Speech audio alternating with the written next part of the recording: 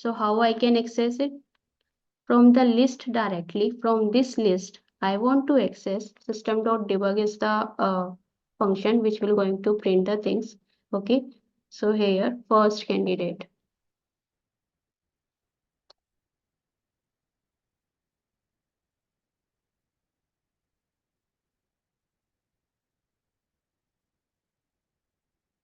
From this list, I want to access the value which is stored at 0 index. It will going to give me the first member of this list. Let's print out. So let's execute the highlighted one and see the results.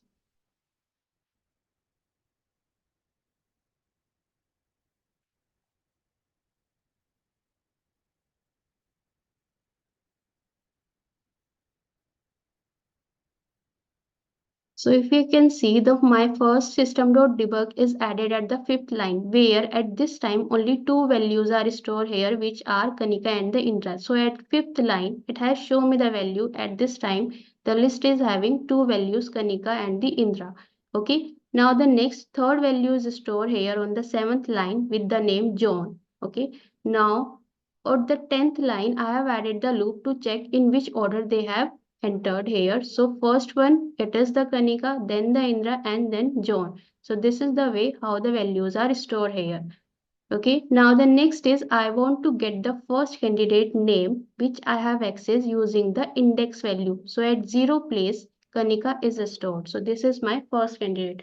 So this is how my list used to work, and this is how we can access the values from the list. So till now, any questions? The list values and added the values in the list. Now let's declare and initialize for the sets. Okay. First thing is, again we will going to declare and initialize the set of a string only. Okay.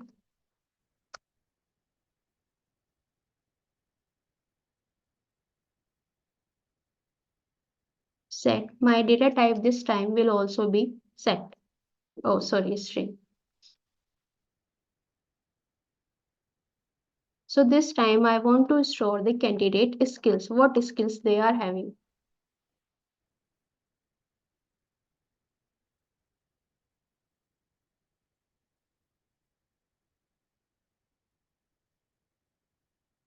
Again, same here also, there are the two ways. You can either at the time of initialization also, you can add the values in this set, and then using the add function, you can add more values to this set.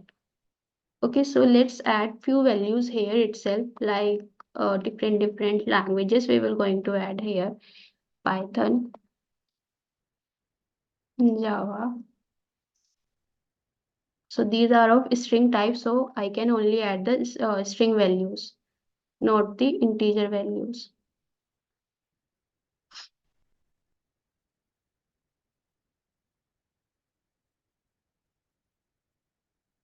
And this time we will going to print the values how they have stored.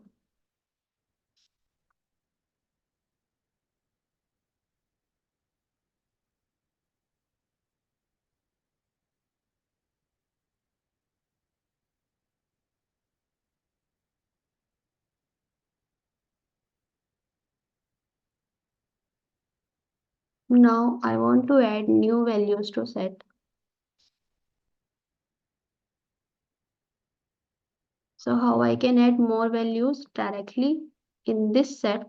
I can use the function add, and to this now I can add more values here. Okay, apex.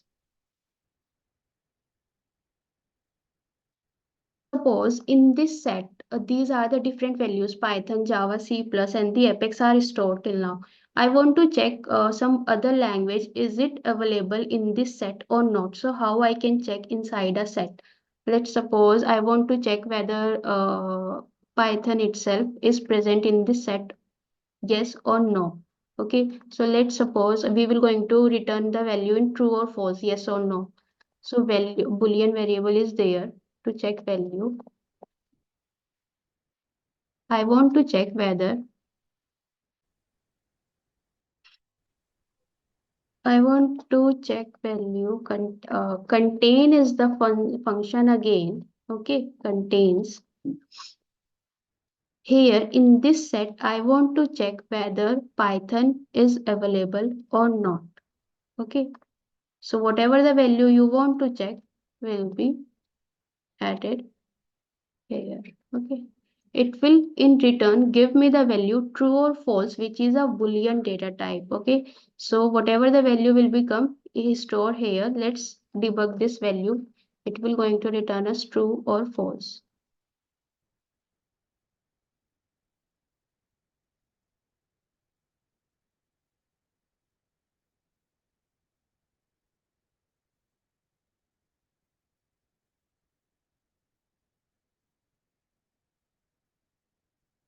Okay, anything else what we can check here in this set? Yes, here index will not be supported.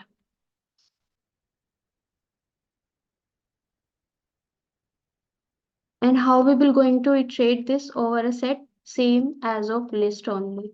So my set is of string type. Okay. Again, whatever the set name is there, you can add here. One by one, it will going to print out the value to this from this set.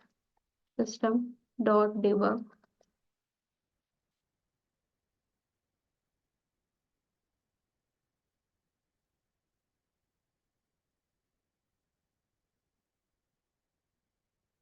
So one by one, whatever the values present in this set come to this variable and it will going to print out them. Okay, so contains also work with the list also. If in the list you want to check any value, the same way you can use the contains. Whatever the data type or the value you want to check, you can add to this parenthesis. Okay, so these are the different ways how we can add the values to the set directly at the time of initialization using the function add.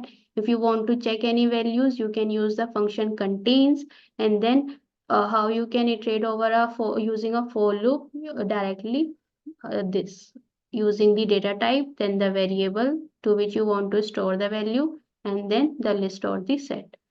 Okay, let's print this also and we'll see how it will going to show us the value. System.debug line number 33. Yes.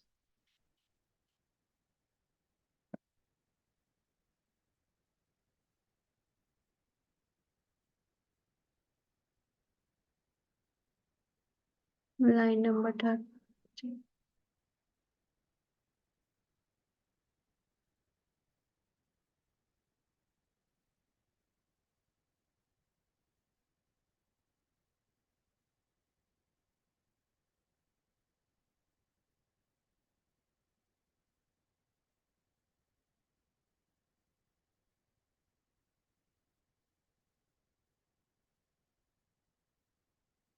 So this is how from the 22 it has to give me the values. What are the values present here? So as you can see, the way I have inserted them is the Python, Java and then C++. The way it has shown me the C++, Java and the Python, because set collect the data in the unordered format. So it is not necessary the way you are entering or storing the value, the same way it will going to show you. No, that is only possible in the list but not in the set.